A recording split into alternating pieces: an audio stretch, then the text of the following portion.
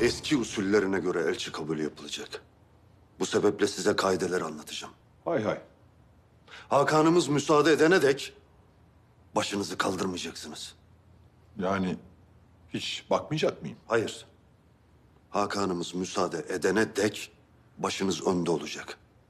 Konuşmanıza izin verildiği vakit Hakan'ımızı el müstenit, bir tevfikat, Rabbaniye, Melikü't Devlet, il Aliyet, il Osmaniye, Es Sultan, İbn Sultan, İs Sultan El Gazi, Abdülhamit Han-ı Sani Hazretleri şeklinde selamlayacaksınız.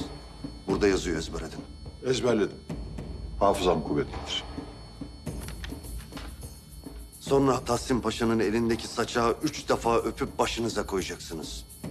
Sonra mülaki olabilirsiniz. Madem böyle bir usul belirlemişsiniz, tabii ki. Şimdi sizi Hakan'ımın huzuruna çıkartacağım. Asker!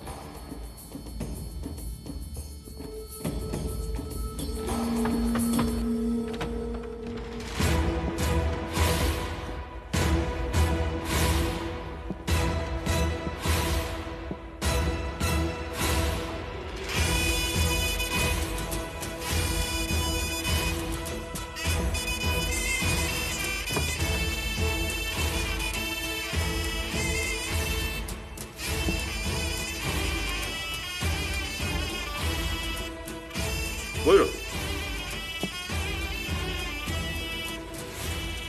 El müstenit bir tevfikat Rabbaniye. Melikü't Devlet il Aliyet il Osmaniye. Es Sultan İbnü's Sultan İs Sultan El Gazi Abdülhamit Han-ı Sani Hazretleri. Ömrünüz efsun olsun efendim.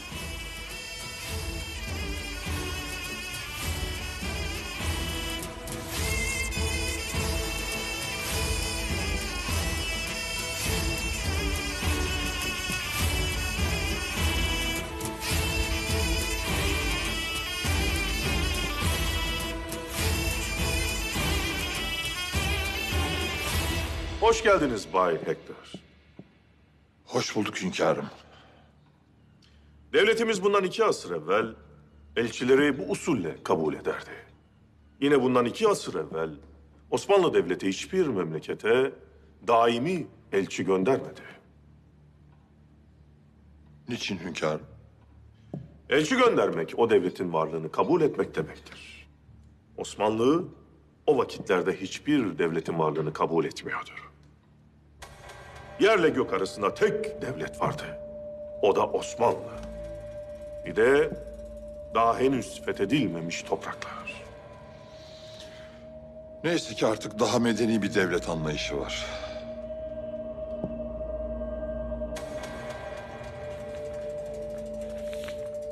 Kabul mektubumuz.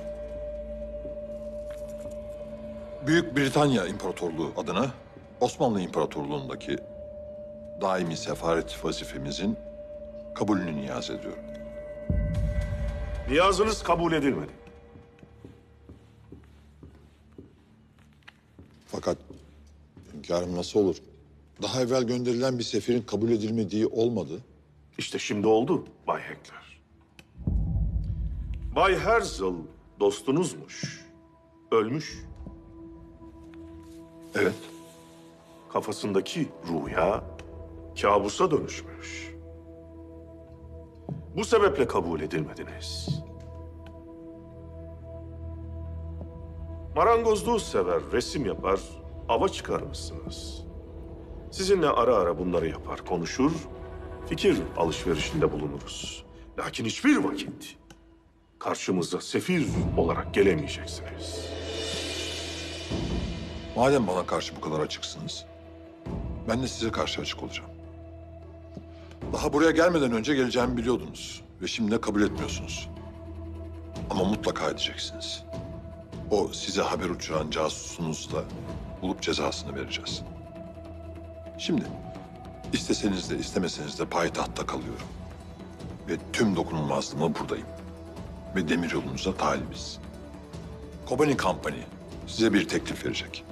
Öyle bir teklif ki kabul etmek zorunda kalacaksınız. Hünkâr Hazretleri.